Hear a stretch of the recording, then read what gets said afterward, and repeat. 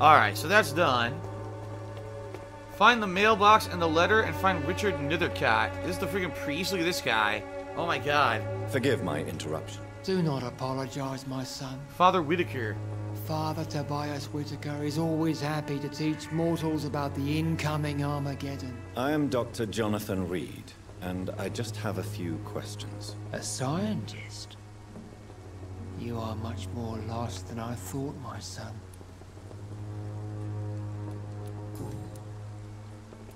Have you any friends? Any family left in these terrible times? No. No. I have a disciple I see as my son. He is so devoted. I sent him to preach the good word in the heart of this corrupted city. Huh. Where did you send him? I sent Samuel to the Stonebridge Cemetery, where the pestilence and evil grows night after night. Well, there's a new investigation to find his son, who's on a medical crusade. Huh. You sent him Or a on some medical crusade, a preaching crusade, during not the medical. epidemic. As a true believer, Samuel will fear no evil while he walks through the valley of the shadow of death.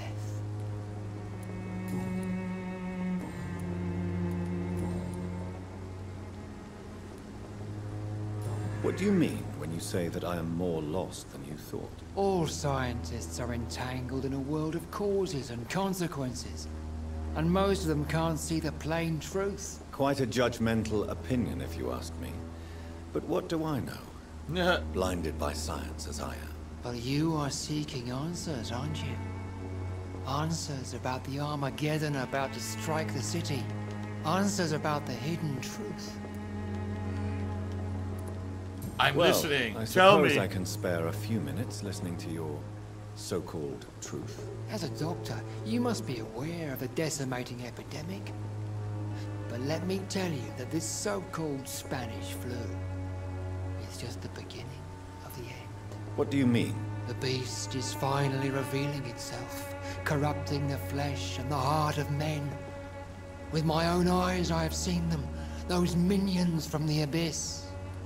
Yeah, we all have. There's monsters everywhere. Really? And what would be your answer to this biblical threat? We must fight the disease before this legion outnumbers us. But not with scalpels and microscopes. No. What is left then? Cleansing fire. Well, there you go. How will you cleanse the city? By the way, it's funny because some people are saying the game's interesting, and others are like, man, it's like a book, a British book.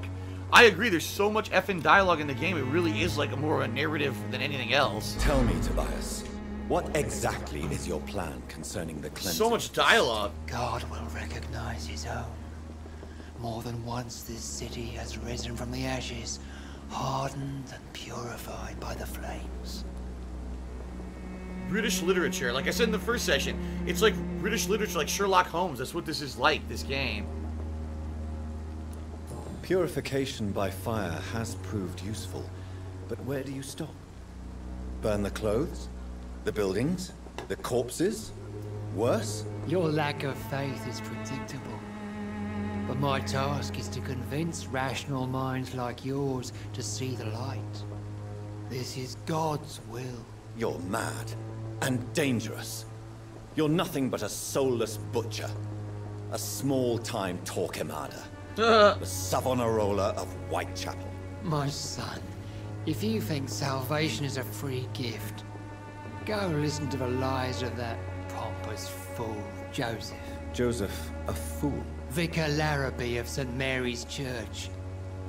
While he continues preaching his fraudulent redemption, more and more people die in the streets. Well, unlock something else, yep. Do you know Nurse Dorothy Crane from the Pembroke Hospital? I'd like to know more about her. I don't like the liberal ideas of nurses, but I especially abhor that Nurse Crane you mentioned. Wow, why does he hate her?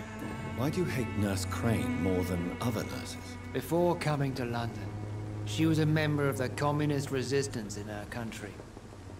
That's what happens when you let a woman get involved in politics. Wow. What an asshole. I have heard enough. Enough of him. Alright, so I'm looking for the mailbox, and I'm looking for the other guy on the other side of the church.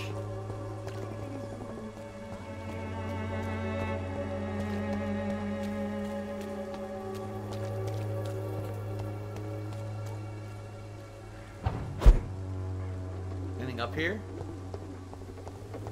No. What's the point of coming up here? I guess there's none.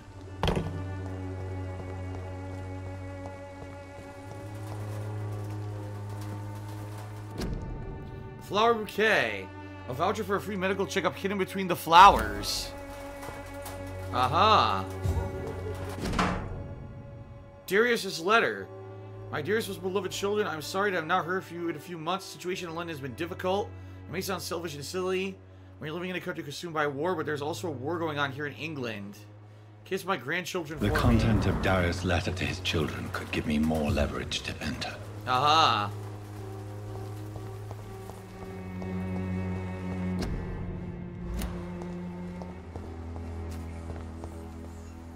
Good evening, miss. I'm Dr. Reed. I'd like to ask you a few questions. Nah. I know what you're thinking. A tall stranger who meets a girl in the street at night. It reeks of the penny dreadfuls. But I mean you no harm, truly. Maybe she's mute. Maybe she can't talk. Melia, I know you work for Dorothy Crane.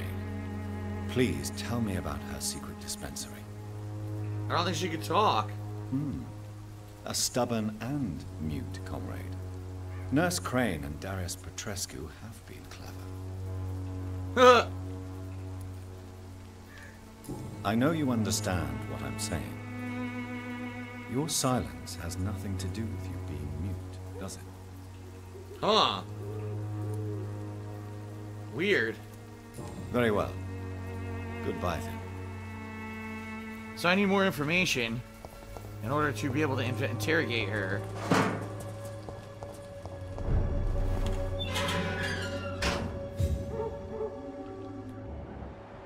Guy right there. Well, I don't need to go there. I need to go over here and find the next person. I cannot enter. Shit. I gotta get to him from somewhere else.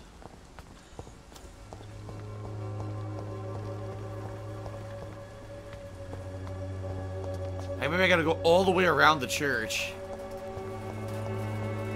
The other direction.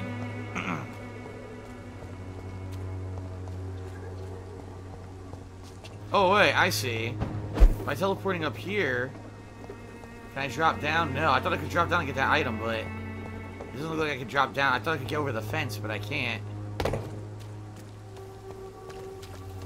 Alright, so I gotta go all the freaking way around. I'm cheap and I'm clean. Whoa! Wait a minute! No, wait a minute! Hey now!